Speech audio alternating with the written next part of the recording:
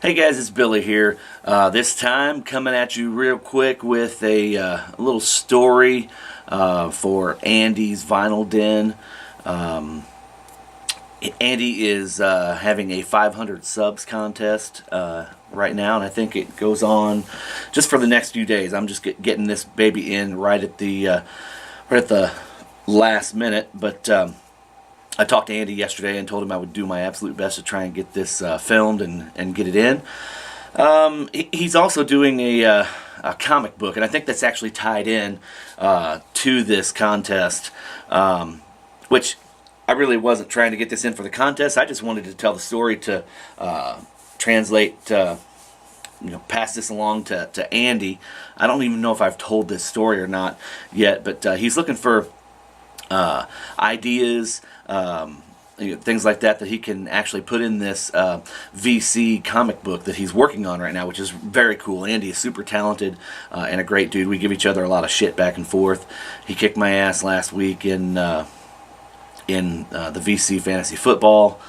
Of course, that's not too hard. I stomped Farley's ass the first week, and then I haven't won a game since. So, and probably won't win another game. My team is freaking terrible.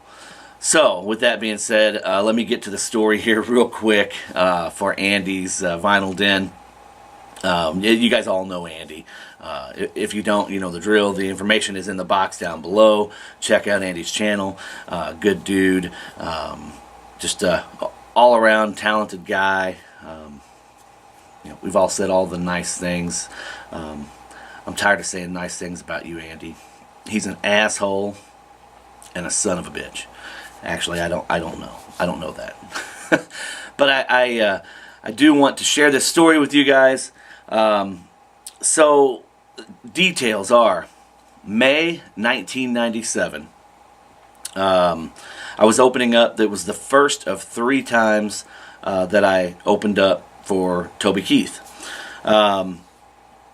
It was my first record, Small Town Fool, which is right here.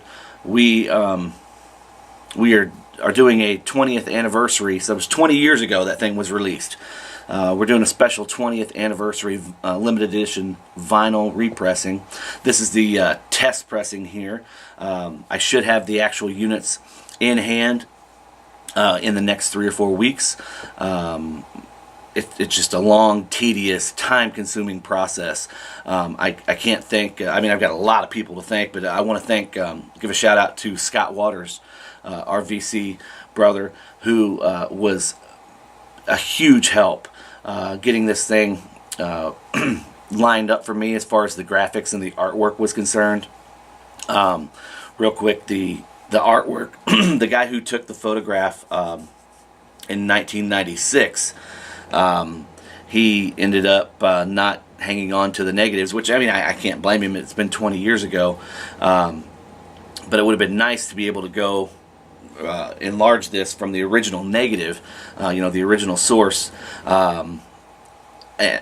He didn't have the negative, so anytime you enlarge something that's already been printed, like a CD cover or something like that, it doesn't turn out real well. So Scott stepped up. I talked to him. He stepped up. He offered his services. He helped a ton. We kind of modernized the cover as well. So he kind of took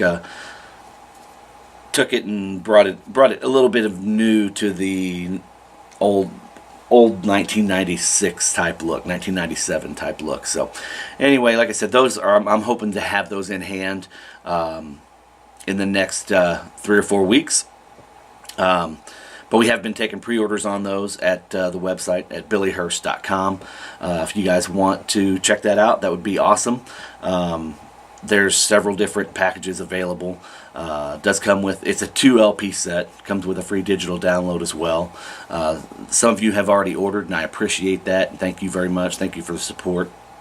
A lot of you, I'm sure, I've talked with a lot of you, and I'm sure if you're like most people, you just don't like the whole pre-order process.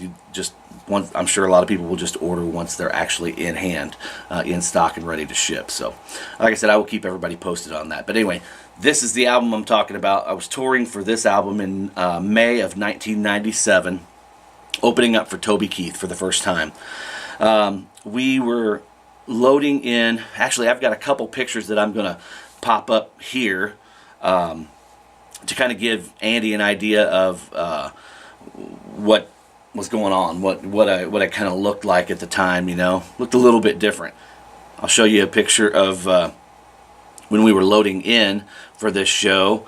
I think I had a Kiss shirt on, but I'll pop that up right here for you guys to see.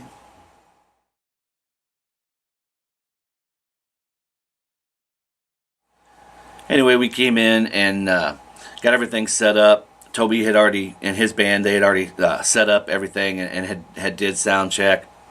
We came in like an hour and a half before the show, got everything set up. They opened the doors like an hour before the show, so we had like 30 minutes to do sound check. We had got everything set up, was running through input checks, making sure everything was getting a good signal, and my guitar just stopped working. I didn't know if it was electronics, battery, whatever. We couldn't get it to work.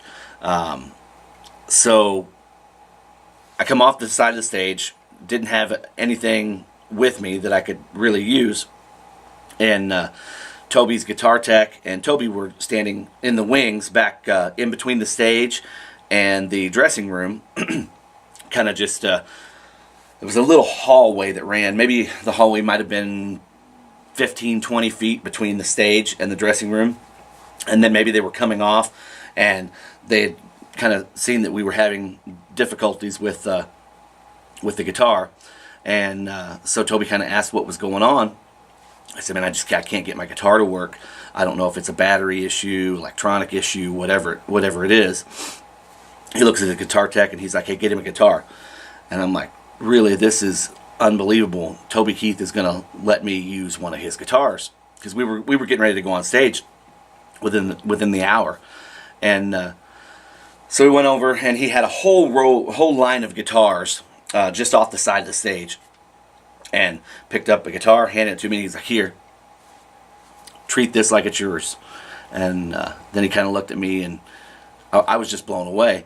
And he's like, matter of fact, treat it like it's mine, because I've seen how you treat your shit. And I thought that was so cool and so funny at the same time. So we went on, did the sound check with Toby Keith's guitar, and in the time between sets, or between the time we did sound check and the actual show, we actually got my guitar working, so everything was fine. But the fact that he was going to allow me to use one of his guitars, not only for sound check, but if I wasn't going to get mine working, but in time I was going to be able to use it for the actual show, that was so cool. It says a lot about the guy's character and his personality. Like I said, I'd opened up for him 2 other times since then. He's always been gracious and humble. This was so I opened up for him in twice in '97 and once in '98, and I really did enjoy his music, and I do still enjoy a lot of his older music, but I don't care too much for his newer stuff. He drags way too much politics and that into his music nowadays, and he comes off to me as sort of pompous, but I'm forever grateful for how he treated me back then when he really didn't have to. But horse shit, I know people say that, and I've said that a lot too. You treated me nice when he didn't have to. No, I think everybody should treat everybody that way. With everything that's going on in the country today, I think people just need to be nicer to each other, talk, listen, enjoy each other's company. I think we'd all be a lot better off. But with that being said, Andy, I hope that qualifies for just a little story to give you an idea. I've listened to some of these stories. Just were unbelievable. But there's my story. I tried not to tie it in, to like a concert story or anything, but it was, even though it was a concert story, it was still one of my stories. I wish I had a better vinyl story for you, but all the vinyl stories that I have, we've pretty well all shared. Everybody has shared them at one time or another, and I couldn't think of anything off the top of my head. But I'm going to put in a couple more pictures for you, Andy, to show you the look, kind of the glorious mullet from back in the day. Which if I could still grow that thing, I would rock the shit out of a mullet.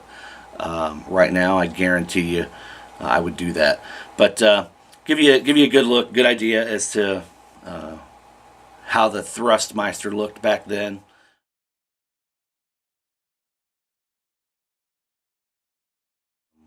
So, hope that worked, Andy. I can't wait to see the comic book, whether this story is involved in there or not. It's going to be awesome. You do such great work, and everybody's told and shared some great stories. So, guys, thanks for tuning in. Until next time, we'll see you. Take care. Peace.